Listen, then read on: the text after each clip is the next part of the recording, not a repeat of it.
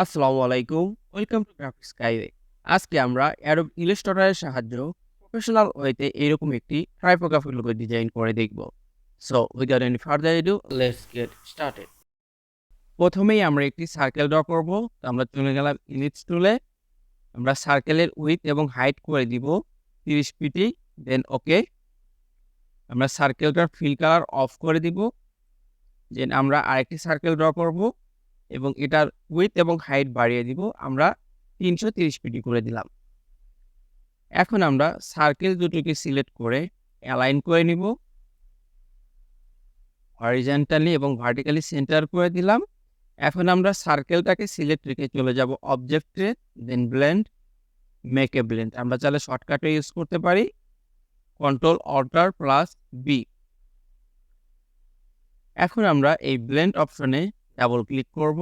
যে স্পেসিং এর এখানে স্মুথ কালার এই অপশনটাতে ক্লিক করে আমরা স্পেসিফাইড স্টেপস এখানে ক্লিক করব এবং আমরা এই অপশনটাকে বাড়িয়ে দিব। এখানে আমরা স্পেসিফাইড স্টেপ করে দিব 4।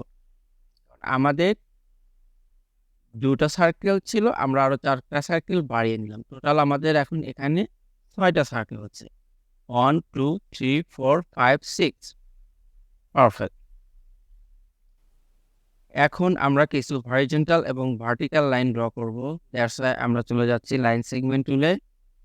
আমরা কিবোর্ডের অল্টার প্লাস শিফট প্রেস করে হরিজন্টাল লাইনটি ড্র করব এবং আমরা সার্কেলের সাথে পাত যাতে লাইন পাতের সাথে পারফেক্টলি অ্যাডজাস্ট হয় সেইভাবেই আমরা লাইনগুলো ড্র করব। এখন আমরা নিচে আরো 3টি হরিজন্টাল লাইন ড্র করব। আমরা টোটাল 6টা হরিজন্টাল লাইন ড্র করলাম। এখন আমরা 4টি ভার্টিক্যাল লাইন ড্র করব। সেম আমরা কিবোর্ডের অল্টার প্লাস শিফট প্রেস করে লাইনটা ড্র করছি।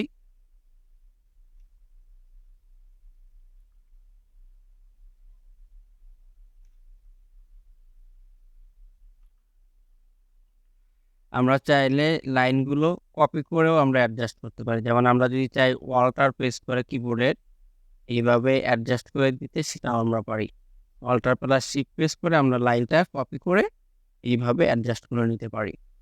আমাদের লাইন ড্রর কাজ শেষ। এখন আমরা ফুল অবজেক্টকে সিলেক্ট করে চলে যাব শেপ বিল্ডার টুলে এবং ফিল কালারটা অন করে দিব, স্ট্রোক কালারটা অফ করে দিব, দেন ড্র করব।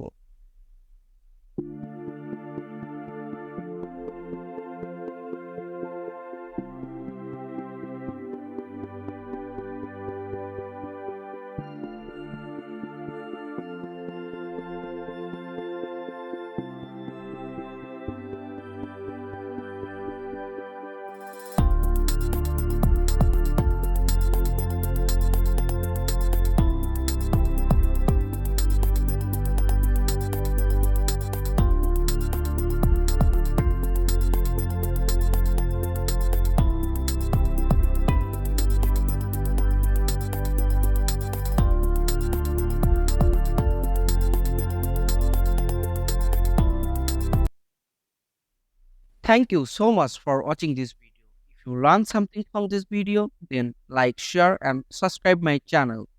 Don't forget to press the bell icon for more updates.